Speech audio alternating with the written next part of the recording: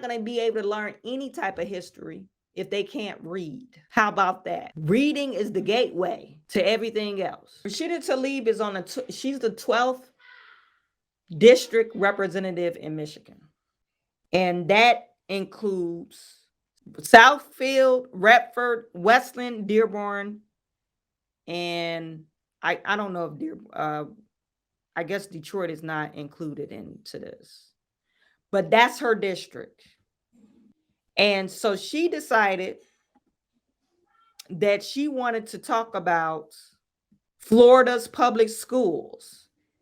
And she tweeted, "It's outrageous that in Florida, public school students will now be taught that enslaved Black folks benefited from slavery.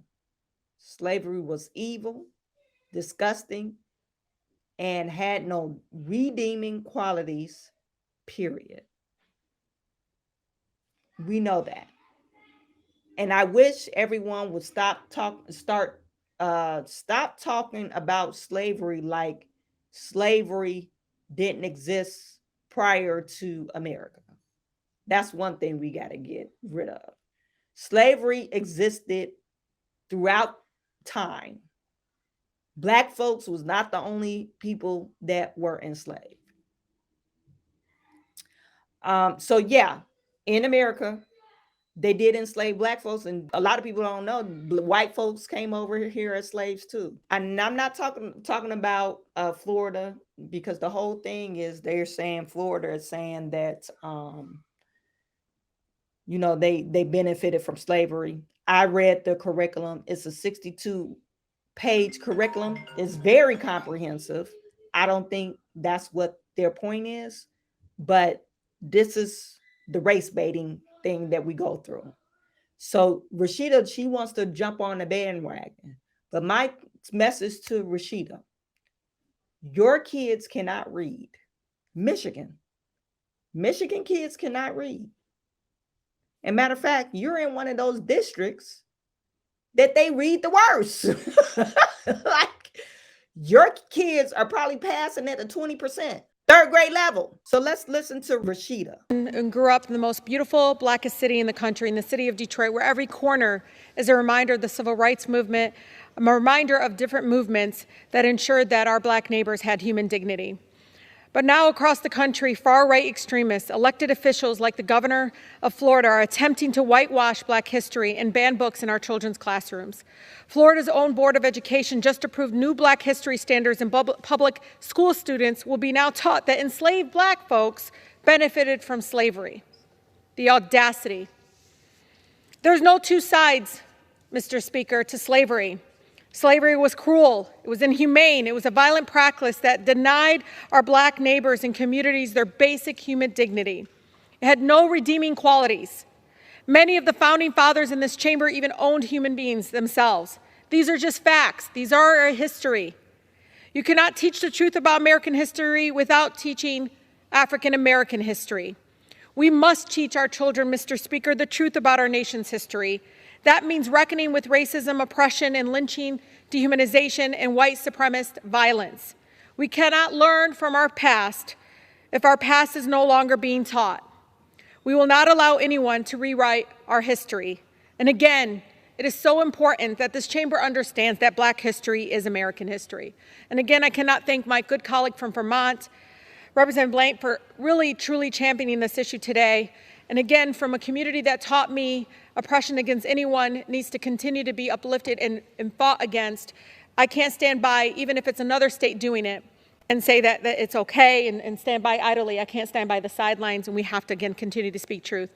With that, I yield back to my colleague. Okay. Yeah, I'm glad that you're standing up for, I guess, Florida. But Rashida, like, you need to take care of your own house. You really, and then you need to talk to your colleagues in Detroit. Take care of your own public schools, because our public schools are failing. I mean, overall of a state, we're like number 36 overall in state. 36. You got some schools outperforming others, but really in Detroit, I think Detroit, they said the reading level in Detroit, 85% of the students can't pass the third grade reading. 85% of the students, they're reading at a third grade level. They can't go beyond. And we're talking about Florida. No, stay in your own city. We so focused on Florida, what they doing and putting curriculums together. At least they putting a curriculum together. What are we doing here? Statewide grade reading proficiency rates and subgroups. They're talking about Black students at 16% reading proficiency. Higher income students at 60%. And they broke it down. They talked about COVID, how COVID affected the reading level, but they were already in the bottom 10.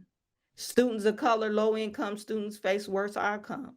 Michigan fell from 32nd to 2019 to 43rd in fourth grade reading scores in 2022 national assessment for the NAEP. So we're so focused on, oh, they're teaching them Black history or not teaching them Black history. No, they're not going to be able to learn any type of history if they can't read. How about that? Reading is the gateway to everything else. You're focusing on Florida.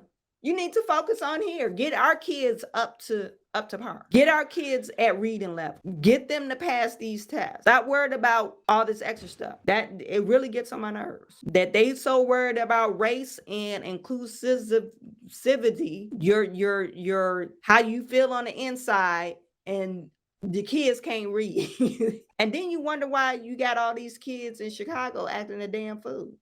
Because they probably can't read either. If you can't read, how you gonna fill out a job application? I'm just saying, let me know.